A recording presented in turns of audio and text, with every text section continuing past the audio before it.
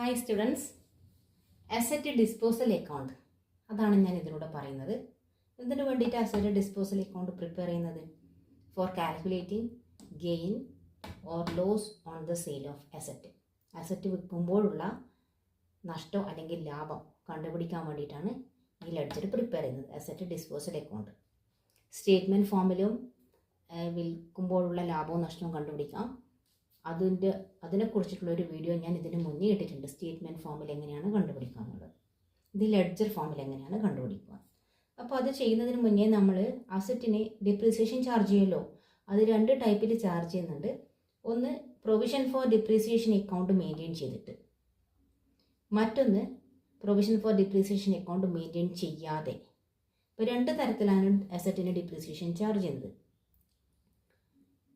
അങ്ങനെ വരുമ്പോൾ ledger prepare ചെയ്യുമ്പോൾ നമുക്ക് ഏതൊക്കെ ജേണൽ എൻട്രിയാണ് അതിലേക്ക് പോസ്റ്റ് ചെയ്യേണ്ടത്, അതാണ് ഞാൻ പറയാൻ ഉദ്ദേശിക്കുന്നത്.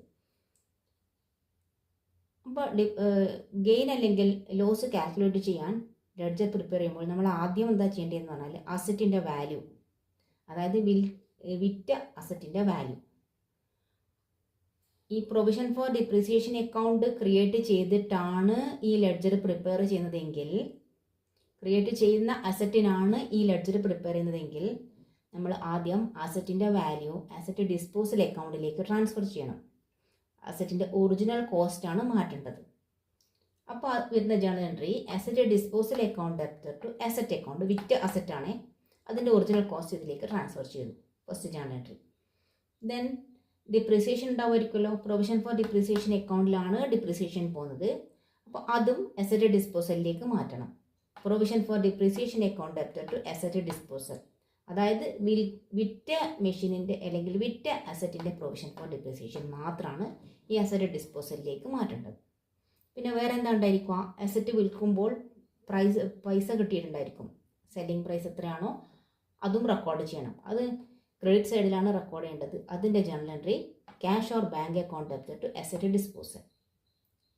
അപ്പോൾ വിറ്റ അസറ്റിൻ്റെ സെല്ലിംഗ് പ്രൈസാണിത്. അപ്പോൾ ഈ മൂന്ന് ജേണൽ എൻട്രിയാണ് അസറ്റ് ഡിസ്പോസൽ അക്കൗണ്ടിലേക്ക് നമ്മൾ പോസ്റ്റ് ചെയ്യേണ്ടതായിട്ട് വരുന്നത്. ഫസ്റ്റ് വിൽക്കുന്ന അസറ്റ് ഡിസ്പോസൽ അക്കൗണ്ടിൽ ഡെബിറ്റ് ചെയ്യാം. Then provision for depreciation account asset disposal അക്കൗണ്ടിൽ ക്രെഡിറ്റ് ചെയ്യാം. അതുപോലെ cash or bank selling price ആണത് വരുന്നത്, അത് അസറ്റ് ഡിസ്പോസൽ അക്കൗണ്ടിലേക്ക് ക്രെഡിറ്റ് ചെയ്യാം. അപ്പോൾ ഡെബിറ്റ് സൈഡിൽ ഒരു അസറ്റ് ഉണ്ടായിരിക്കും, ക്രെഡിറ്റ് സൈഡിൽ പ്രൊവിഷൻ ഫോർ ഡിപ്രീസിയേഷനും ക്യാഷ് ഓർ ബാങ്കും ഉണ്ടായിരിക്കും. അപ്പോൾ ഈ മൂന്നെണ്ണം മാത്രമേ നമ്മൾ ലെഡ്ജറിലേക്ക് പോസ്റ്റ് ചെയ്യേണ്ടതായിട്ട് വരുന്നുള്ളൂ. വിറ്റ അസറ്റിൻ്റെ കാര്യം മാത്രം ഇവിടെ പറയുന്നത്. അത് ചെയ്തതിന് ശേഷം നമ്മൾ രണ്ട് സൈഡും ടോട്ടൽ ചെയ്യുക. ടോട്ടൽ ചെയ്യുമ്പം ക്രെഡിറ്റ് സൈഡോ ഡെബിറ്റ് സൈഡോ ഏതെങ്കിലും ഒരു സൈഡ് കൂടുതലാണെങ്കിൽ, അതായത് ക്രെഡിറ്റ് സൈഡാണ് കൂടുതലെങ്കിൽ അത് പ്രോഫിറ്റ് ആയിരിക്കും. ക്രെഡിറ്റ് സൈഡാണ് കൂടുതലെങ്കിൽ ഡെബിറ്റ് സൈഡിൽ അത് ഡിഫറൻസ് എഴുതുക. എന്നിട്ട് gain or profit on sale of അസറ്റിലേക്ക് ട്രാൻസ്ഫർ ചെയ്യുക, അല്ലെങ്കിൽ പ്രോഫിറ്റ് ആൻഡ് ലോസ് അക്കൗണ്ടിലേക്ക്. പ്രോഫിറ്റ് ആണെങ്കിലാണ് ഈ ജേണൽ എൻട്രി, ക്രെഡിറ്റ് സൈഡ് കൂടുതലാണെങ്കിൽ മാത്രമേ ഈ ജേണൽ എൻട്രി എഴുതുള്ളൂ. ജേണൽ എൻട്രി എന്താ വരുക?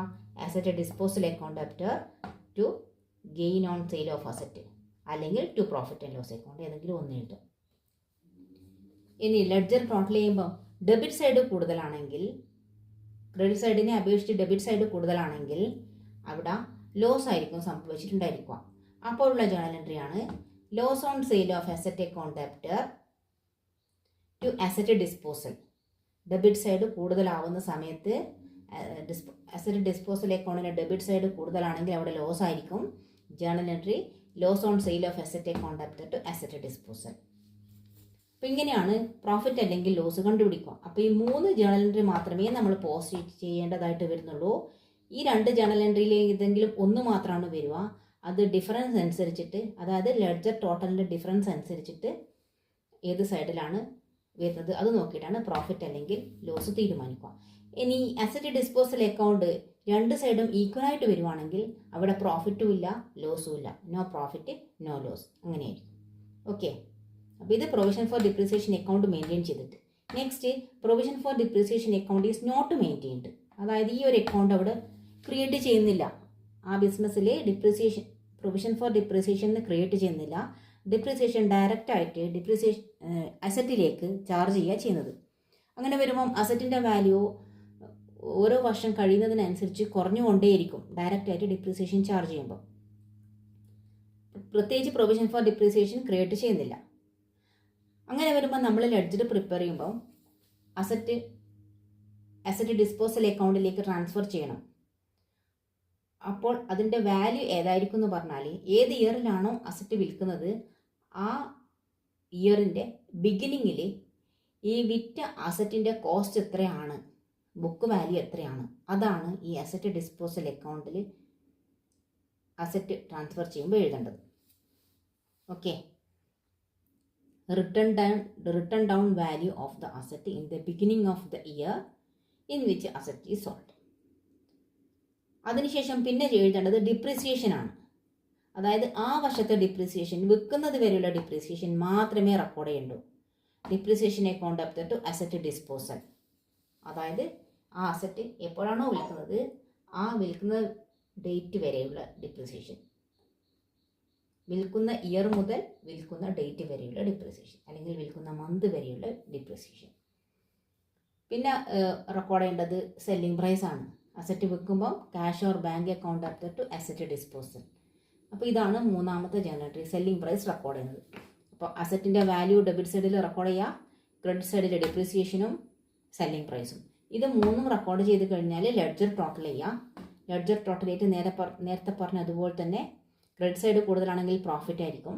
Journal entry asset disposal account up to gain on sale of asset, അല്ലെങ്കിൽ പ്രോഫിറ്റ് ആൻഡ് ലോസ് അക്കൗണ്ട്. പിന്നെ ഡെബിറ്റ് സൈഡാണ് ലെഡ്ജറിൻ്റെ കൂടുതലെങ്കിൽ ലോസ് ആയിരിക്കും. Journal entry loss on sale of asset account up to asset disposal.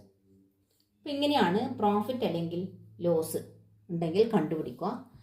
പ്രോഫിറ്റും ലോസും ഇല്ലെങ്കിൽ ലെഡ്ജറിൻ്റെ രണ്ട് സൈഡും ഈക്വൽ ആയിരിക്കും. അപ്പം നമ്മൾ പ്രോഫിറ്റ് അല്ലെങ്കിൽ ലോസ് കണ്ടുപിടിക്കാൻ അസറ്റ് ഡിസ്പോസൽ അക്കൗണ്ടാണ് ചെയ്യുന്നത്. ഇതിൽ ഡിസ്പോസ് ചെയ്ത അസറ്റിൻ്റെ വാല്യൂ മാത്രമേ ഇടാൻ പാടുള്ളൂ. ഡിസ്പോസ് ചെയ്യുന്ന അസറ്റിൻ്റെ, അതായത് വേറെയും അസറ്റ് ഉണ്ടായിരിക്കുമല്ലോ, അത് എടുക്കാൻ പാടില്ല. ഡിസ്പോസ് ചെയ്യുന്ന അസറ്റിൻ്റെ വാല്യൂ മാത്രമേ ഇതിലേക്ക് റെക്കോർഡ് ചെയ്യാൻ പറ്റുള്ളൂ. ഓക്കെ, മനസ്സിലായിട്ടുണ്ടാവും എന്ന് വിചാരിക്കുന്നു. വീഡിയോ ഇഷ്ടപ്പെട്ടുണ്ടെങ്കിൽ ലൈക്ക് ചെയ്യുക, ഷെയർ ചെയ്യുക, സബ്സ്ക്രൈബ് ചെയ്യുക. എന്തെങ്കിലും ഡൗട്ട് ഉണ്ടെങ്കിൽ കമൻറ്റായിട്ട് ഇടാം. ഓക്കെ.